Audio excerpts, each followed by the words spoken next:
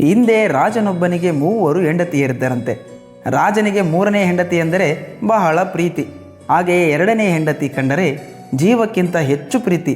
ಆದರೆ ರಾಜನಿಗೆ ಮೊದಲನೇ ಹೆಂಡತಿಯನ್ನು ಕಂಡರೆ ಆಗುತ್ತಿರಲಿಲ್ಲ.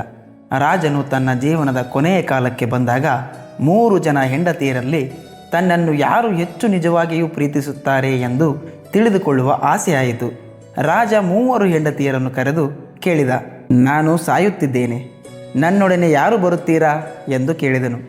ಅತಿಯಾಗಿ ಪ್ರೀತಿಸಿದ 3ನೇ ಹೆಂಡತಿ ಹೇಳುತ್ತಾಳೆ, ಇಲ್ಲ, ನಾನು ನಿನ್ನೊಡನೆ ಬರಲಾರೆ, ಕೇವಲ ನೀನು ಬದುಕಿರುವವರೆಗೂ ಮಾತ್ರ ನಿನ್ನೊಡನೆ ನಾನಿರುವುದು ಎಂದಳು. ರಾಜನಿಗೆ ಬೇಸರವಾಯಿತು. 2ನೇ ಹೆಂಡತಿ ಹೇಳುತ್ತಾಳೆ, ಇಲ್ಲ, ನಿನ್ನೊಡನೆ ನಾನು ಬರಲಾರೆ, ನಿನ್ನ ಮರಣದ ನಂತರ ನಿನ್ನ ಬಿಟ್ಟು ಬೇರೆಯವರೊಡನೆ ಹೋಗುತ್ತೇನೆ ಎನ್ನುವ ಮಾತು ಕೇಳಿ ರಾಜನಿಗೆ ಅತೀವ ದುಃಖವಾಯಿತು. ಜೀವನವಿಡೀ ಗಮನಿಸದ ಪ್ರೀತಿಸದ ಮೊದಲನೇ ಹೆಂಡತಿ ಹೇಳುತ್ತಾಳೆ, ನಾನು ಇರುವಾಗ ನಿನ್ನೊಡನೆಯೇ ಇದ್ದೆ, ಸಾವಿನಲ್ಲೂ ನಿನ್ನ ಹತ್ತಿರವೇ ಇರುತ್ತೇನೆ ಎನ್ನುತ್ತಾಳೆ. ರಾಜನಿಗೆ ಆಶ್ಚರ್ಯವಾಗುತ್ತದೆ. ಏಕೆಂದರೆ ಅವಳನ್ನು ಅವನು ಎಂದೂ ಪ್ರೀತಿಯಿಂದ ಕಂಡಿರಲಿಲ್ಲ, ಎಂದೂ ಅವಳ ಮೇಲೆ ಭರವಸೆಯನ್ನೂ ಇಟ್ಟಿರಲಿಲ್ಲ. ಇದನ್ನು ಗಮನಿಸಿಕೊಂಡು ನಾಚಿಕೆಯಿಂದ ಮರುಗುತ್ತಾನೆ.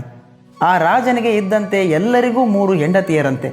3ನೇ ಹೆಂಡತಿ ಎಂದರೆ ನಾವು ಪ್ರೀತಿಸುವ ನಮ್ಮ ಶರೀರ, ನಾವು ಇರುವವರೆಗೂ ಮಾತ್ರ. 2ನೇ ಹೆಂಡತಿ ಎಂದರೆ ನಾವು ಜೀವಕ್ಕಿಂತ ಹೆಚ್ಚು ಪ್ರೀತಿಸುವ ಹಣ, ನಮ್ಮ ನಂತರ ಬೇರೆಯವರೊಡನೆ ಹೋಗಿಬಿಡುತ್ತದೆ.